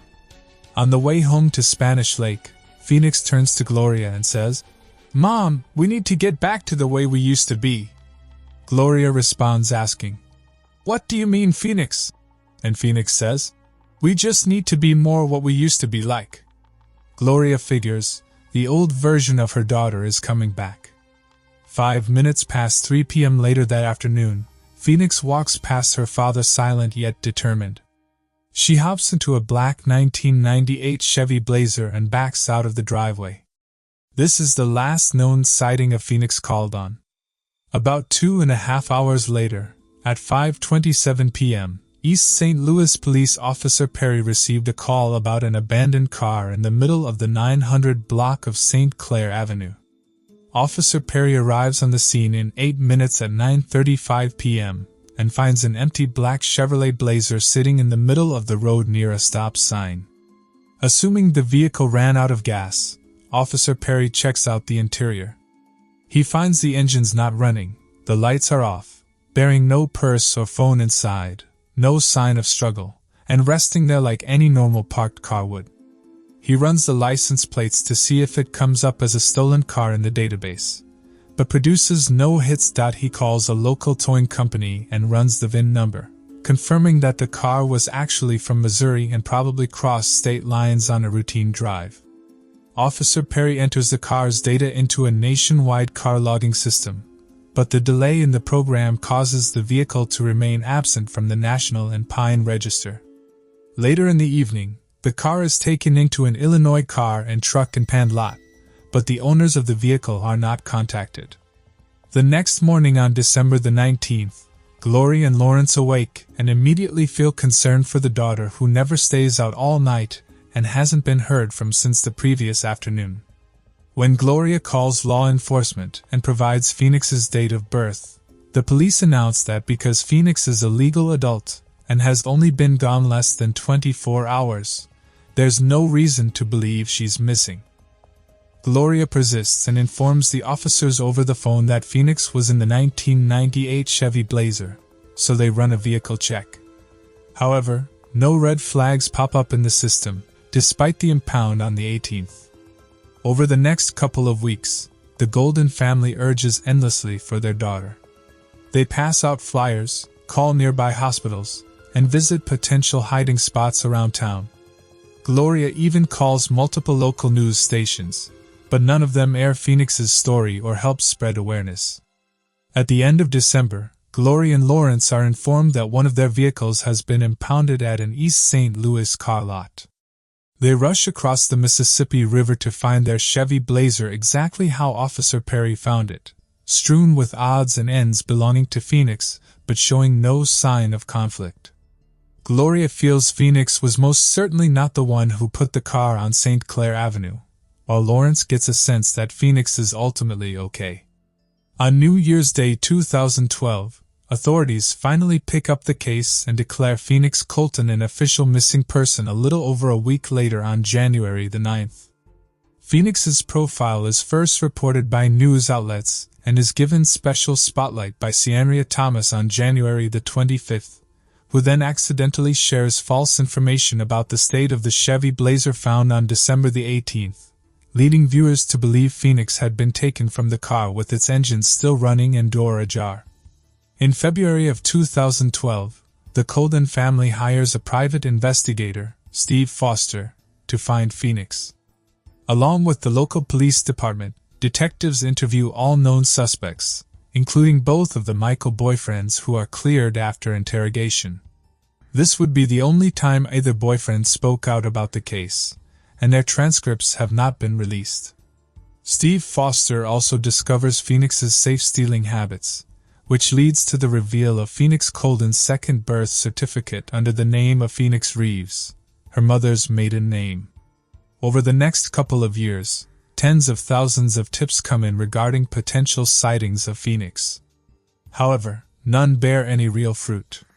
These false wolf cries force the Colden family into spending more money they had on PIs to track breadcrumb trails with dead ends, leaving the family no choice but to foreclose their home without any tangible hope. The police are unable to find any real clues or physical evidence either. In 2018, the Oxygen Television Network videotapes a separate investigation into the disappearance of Phoenix, with the original investigative reporter, Sean Dry Thomas, and the retired police deputy, Joe Delia. The two combed through the major points in the case and brought a third private investigator, Dean Duke, to run a detailed database analysis of the second birth certificate of Phoenix. The system reveals only 4 matches in the United States. 3 of them are ruled out with complete profiles. However, one sticks out as peculiar. The final Phoenix Reeves's match has no date of birth, no social security number, and no relatives, just an address for a house in Anchorage, Alaska, that was active from January to June 2012. Joe and Dean traveled to Alaska and interviewed the neighbors around the address regarding Phoenix. However, none recognize her name from her missing posters. They eventually contact the woman now living in the house that was matched in the database. But the woman says that she's been the sole owner of the place since 2002 and has never seen or heard of Phoenix, neither with the Reeves nor called on surname. While both private investigators are convinced their suspicious profile is that of the real Phoenix called on, they have little else to go on. This is the most recent development of the still frozen solid disappearance.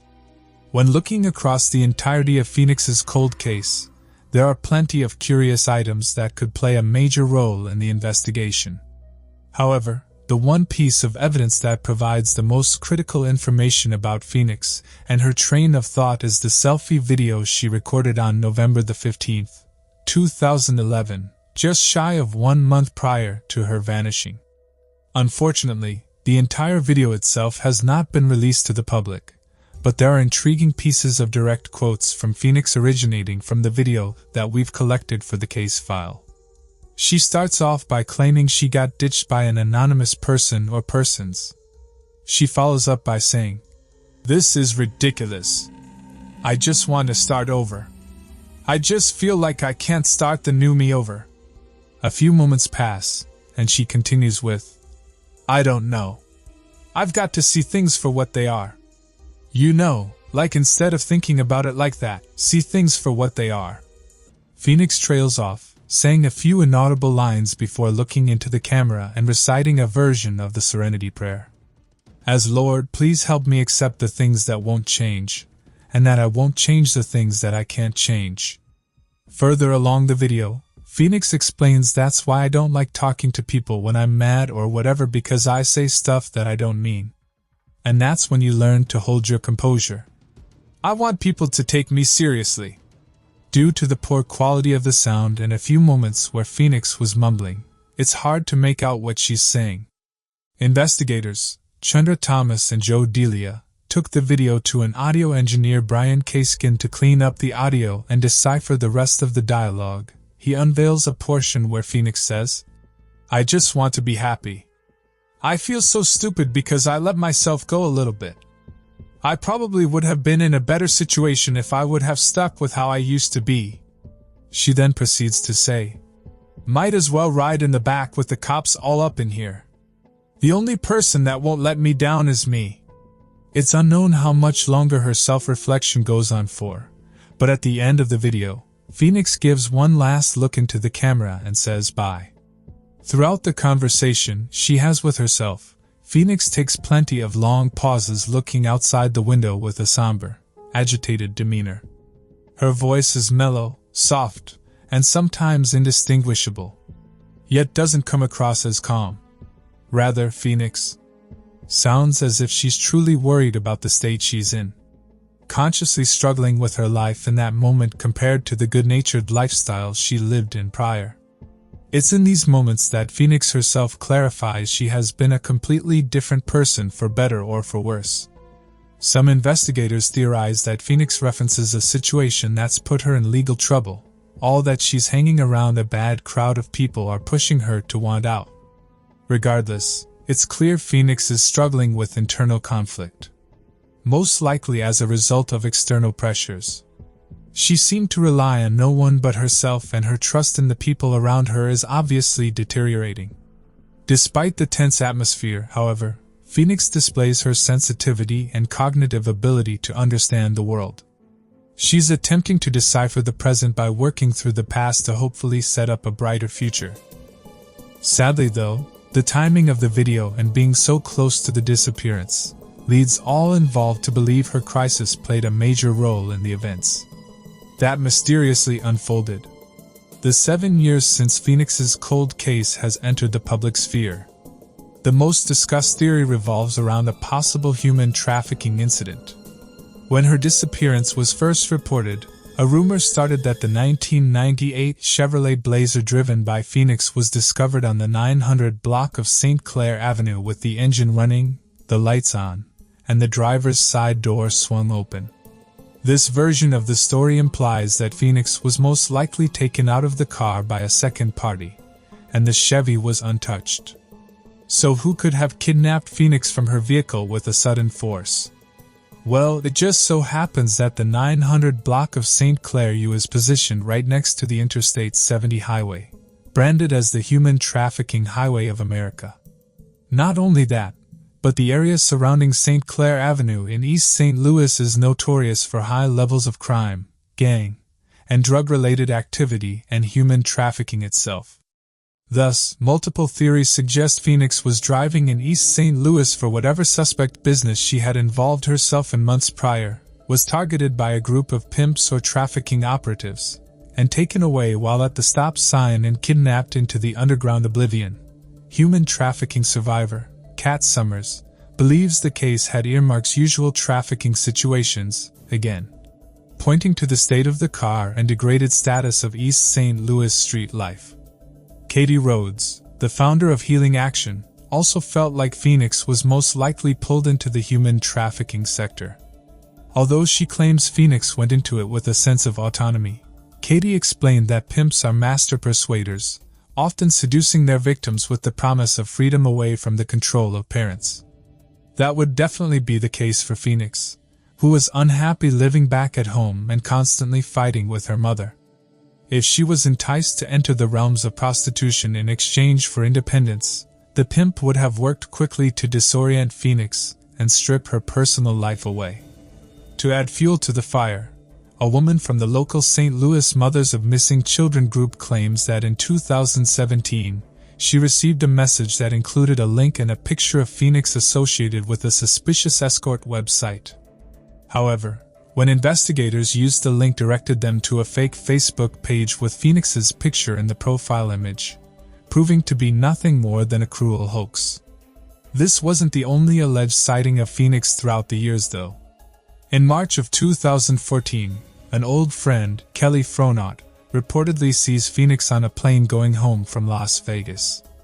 Kelly was seated on her flight during boarding and looked up, catching a glimpse of a woman who appeared to be Phoenix with a group of women staring straight ahead. Kelly called her name, to which the woman looked up immediately and asked Kelly if she looked like someone. Kelly responded with the air, "You looked like my friend, Phoenix." But this woman kept going, never engaging with Kelly again. She was wearing a zipped-up jacket, nice jewelry, along with women all bearing the same likeness. There were 2 men in the group with them, pro football player types in the age range of 35 to 40 years old. When they landed in St. Louis, Kelly disembarked and went to Southwest Airlines service counter, saying she saw a missing person on the flight. Police came and combed through the airport but never found the woman thought to be Phoenix or her crew members.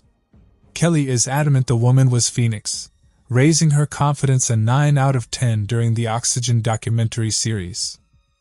There isn't much evidence to refute the possibility that Phoenix disappeared into the human trafficking trade due to the geographic tendencies and history of East St. Louis. Yet it's hard to accept this when the state of the Chevy showed zero signs of struggle. While there were a few odds and ends strewn about the interior of the car, neither Phoenix's purse nor cell phone was found, unlike the original report stated.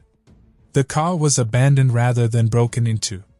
Unless Phoenix was taken somewhere, and the car was dumped afterward, it's unlikely Phoenix was forced out. This then leads people to believe Phoenix was lured away by someone she knew and murdered.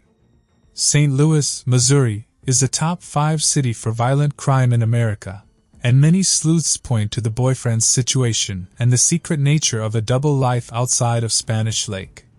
Michael B. was thoroughly investigated by police and early private detectives, and all parties are convinced he is innocent. While his alibi is unknown, Cell Phone Mike also makes sense as a suspect. In fact, Cell Phone Mike actually had a restraining order against him by a separate ex-girlfriend who claimed he was both emotionally and physically violent. Not only this, but during Christmas time of 2011, a week after Phoenix disappeared, the ex-girlfriend states that Cell Phone Mike took special interest in missing person cases around the area, specifically checking up on the status of Phoenix's case. After authorities reported it official, the ex-girlfriend confronted Cell Phone Mike about these interests. He said Phoenix had been a customer at the convenience store he worked at, ending with a shouting match in which he asked, "Why are you worried about someone that's dead?" The ex-girlfriend has since declared she is unsure if Cell Phone Mike was just assuming or knew for sure. Even with the two Michaels cleared by police, a potential murder makes sense when considering all of Phoenix's banknotes, cell phone records, and social media posts came to an abrupt halt the day she vanished. She found that she was being followed for months, leading up to the disappearance, and saw darkness on her horizon. The videos she recorded stemmed from a hypothetical sticky situation in which she found herself in trouble involving the police and more than likely a larger and known number of people. Taking it all into account, it makes sense to believe Phoenix's involvement with foes outside of her known social circle led her to illegal doings.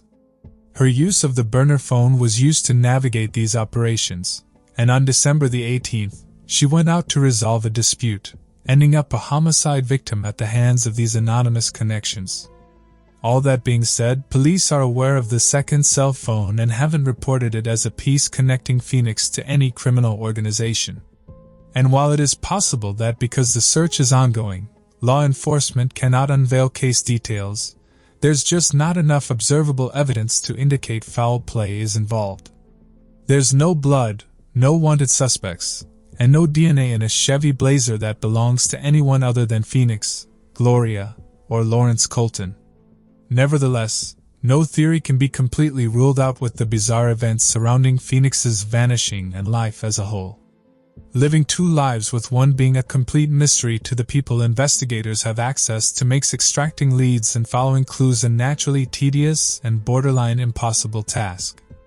Absorbing all of the information, interviews, and intelligence provided across the board by multiple private investigators, we've concluded that Phoenix Colton up and left Spanish Lake on her own accord, with the help of friends at first, using her pseudonym, Phoenix Reeves, and the alternative birth certificate before building a completely new identity and dissolving into society under a new independent position of power. First, let's discuss the abandoned Chevy Blazer, the contents of the car, mostly junk and random garments, leaving no signs of illicit activity or foul play. The collection agency notice regarding Phoenix's unpaid burner phone bill that was discovered makes people question why she would leave it behind so carelessly. But ultimately it wouldn't matter because the phone was still under her name and easily accessible by authorities with investigative abilities. The vehicle itself looked parked and planted from first sight, according to Officer Perry, and was most likely used as a decoy maneuver by Phoenix, whoever was helping her leave. Putting the Chevy in East St. Louis would make it seem like something criminal encountered Phoenix and lead searches on a wild goose chase when really it was more than likely camouflage. Once the car was set up, Phoenix most likely had another person drive her away or had another car at the ready. In addition, there's a chance that the Interstate 70 being so close as the trafficking highway of the U.S. was merely a coincidence. In reality, it being a nearby escape route for a quick departure. It's also important to note that East St. Louis is across state lines in Illinois, which would later prove to throw a wrench in the initial search for Phoenix and the vehicle within the automobile database. The second key to the maze is Phoenix's immense critical thinking skills and subtle resourcefulness. Known associates of Phoenix described her as able to make friends with just about anyone, allowing her to adapt to a variety of situations and befriend people with specific sets of services. It's not out of the realm of possibility that Phoenix met friends of friends who could assist with leaving the community and restarting an anonymous life. Now who these suspects might be and to the degree of their craft is unknown, but Phoenix did have a head start with 2 birth certificates. Using the Phoenix Reeves document for secret plans wouldn't be tracked right away at all and would buy her precious time. She could make purchases, apply for a new social security number, and access any number of resources outside of the Golden Legacy. She was obviously smart enough to hide a second cell phone plan from her family and some of her friends, and could have had any number of other phones or communication methods. Remember, she was also intermittently stealing savings bonds from her family's safe before moving back home, a potential method of collecting funds for her future departure. When the 2 private investigators, Joe Delia and Dean Duke, discovered the Phoenix Reeves identification address in Anchorage, Alaska, they visited the neighborhood but came away empty-handed. Apparently, the woman who lived on the address under Phoenix Reeves owned the property during the month when Phoenix was linked to it, from January to June 2012. However, this woman had never rented it out since purchasing it in 2002 and never saw anyone who looked like Phoenix during her 25-year residency. Yet something isn't right about this anomaly. It just so happens that Phoenix Reeves's profile had 0 information points except for an address that was dated just 1 month after Phoenix disappeared and appeared to be a sensible runaway location. Nobody in Anchorage would recognize Phoenix if she did indeed travel there to hide or plan a further identity transformation, and would serve as an excellent middle ground between the United States and starting anew in a foreign place like Japan. It also can't be ruled out that Phoenix paid off the woman who owned the house on record. Either way, we believe there's something very suspicious about Anchorage, Alaska, and concur she was definitely there at some point after her vanishing. In addition, many friends and connections to Phoenix have been less than welcome to reporters, investigators, and anyone looking for answers. While they haven't been necessarily silent, a lot of her friends simply do not want to talk. Human trafficking survivor, Kat Summers, believes the case had earmarks usual trafficking situations, again, pointing to the state of the car and degraded status of East St. Louis street life. Katie Rhodes, the founder of Healing Action, also felt like Phoenix was most likely pulled into the human trafficking sector. Although she claims Phoenix went into it with a sense of autonomy, Katie explained that pimps are master persuaders, often seducing their victims with the promise of freedom away from the control of parents. That would definitely be the case for Phoenix, who was unhappy living back at home and constantly fighting with her mother. If she was enticed to enter the realms of prostitution in exchange for independence, the pimp would have worked quickly to disorient Phoenix and strip her personal life away. To add fuel to the fire, a woman from the local St. Louis Mothers of Missing Children group claims that in 2017, she received a message that included a link and a picture of Phoenix associated with a suspicious escort website. However, when investigators used the link directed them to a fake Facebook page with Phoenix's picture in the profile image, proving to be nothing more than a cruel hoax. This wasn't the only alleged sighting of Phoenix throughout the years though. In March of 2014, an old friend, Kelly Fronot, reportedly sees Phoenix on a plane going home from Las Vegas. Kelly was seated on her flight during boarding and looked up, catching a glimpse of a woman who appeared to be Phoenix with a group of women staring straight ahead. Kelly called her name, to which the woman looked up immediately and asked Kelly if she looked like someone. Kelly responded with the air, "You looked like my friend, Phoenix." But this woman kept going, never engaging with Kelly again.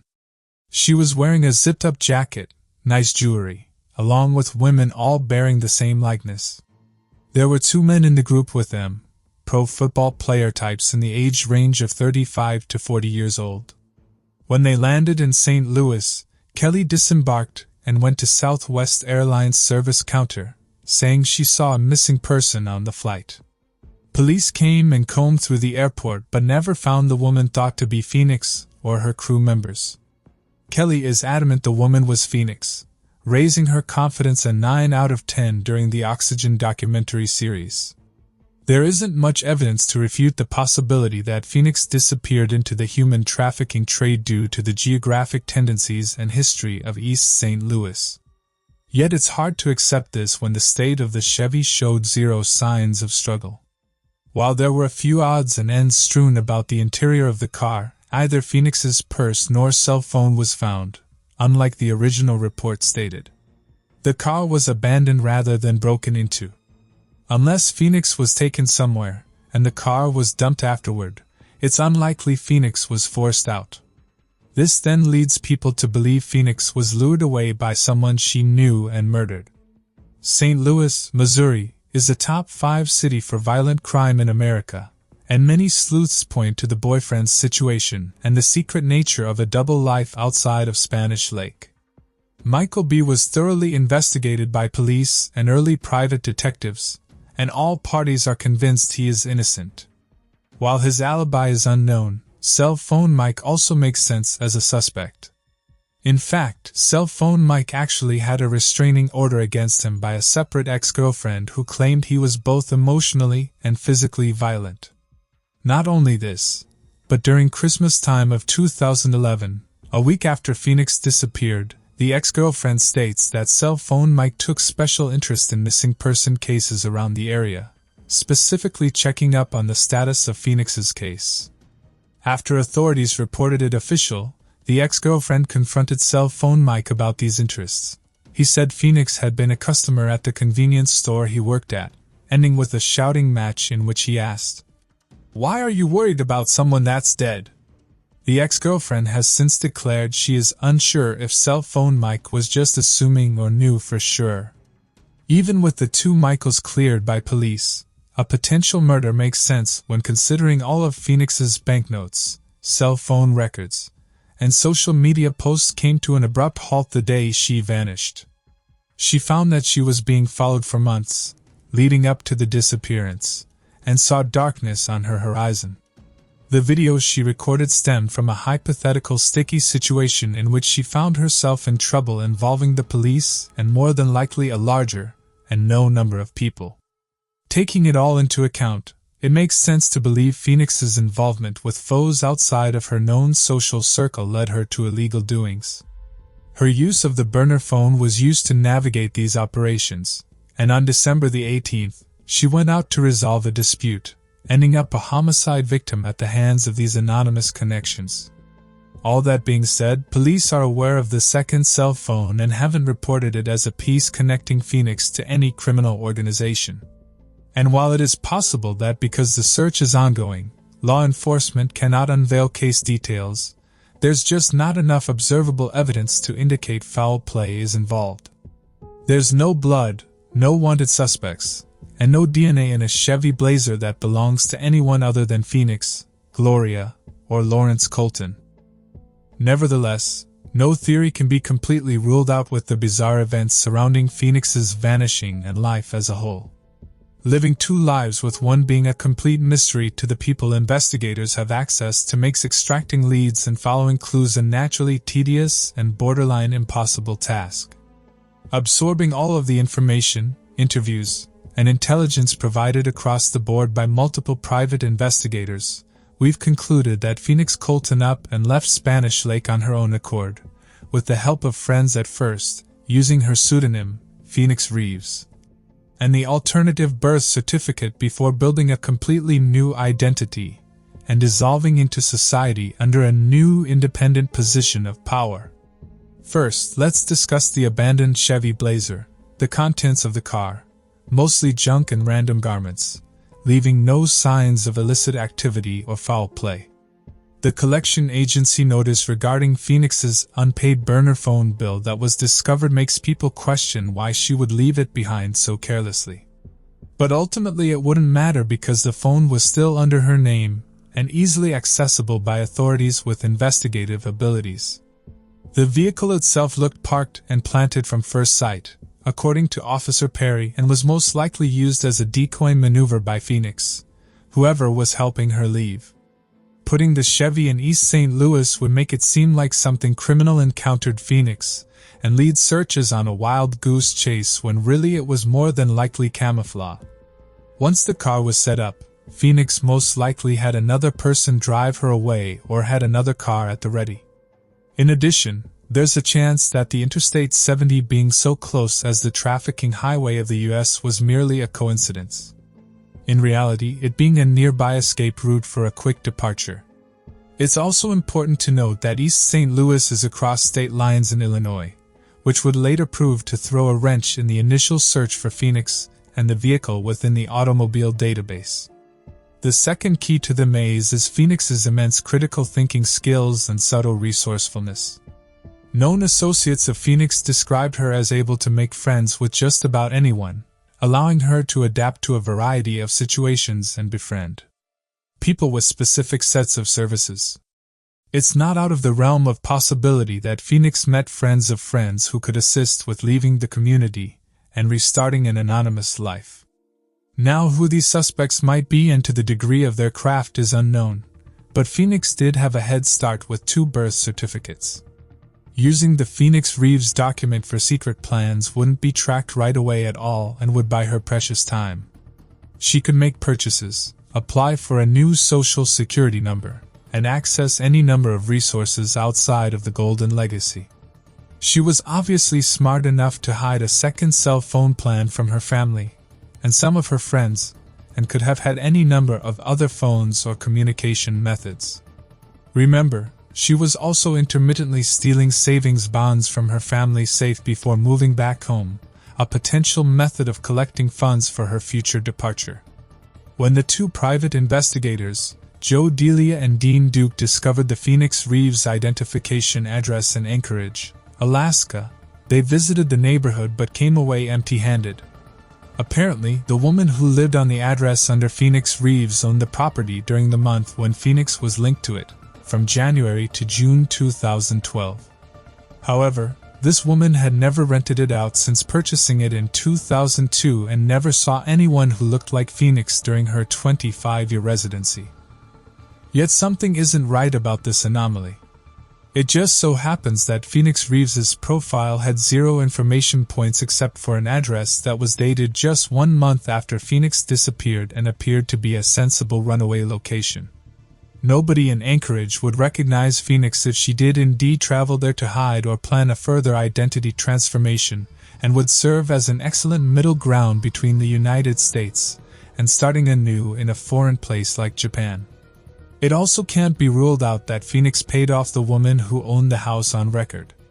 Either way, we believe there's something very suspicious about Anchorage, Alaska, and concur she was definitely there at some point after her vanishing. In addition, many friends and connections to Phoenix have been less than welcome to reporters, investigators, and anyone looking for answers. While they haven't been necessarily silent, a lot of her friends simply do not want to talk. In a sense, this could be analyzed as guilt behavior, but we feel that the guilt comes from their role in helping Phoenix, not hurting her, to pull off a feat like running away and becoming invisible. One would need help from the outside. Phoenix could have been using her new acquaintances as assistants in disappearing, including someone like Michael B. Their phone conversations increased in the weeks leading up to December 18th and ended with an abnormally long 116-minute call on December the 17th. We theorized the 2-hour talk was a final discussion about the master plan, and the 1-minute call on the 18th was Phoenix altering the plan's initiation, seeing as though it was her final call on the family plan phone.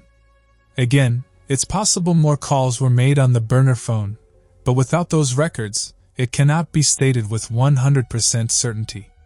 Finally, when drawing this conclusion, we must address Phoenix's emotional and mental state at the time of December 2011. Multiple friends described Phoenix as unlike her normal self. She was agitated, displeased, and uncomfortable. Her relationship with her mother became untenable at times, ending with arguments and disputes, but various topics as Phoenix spaced further and further away at church.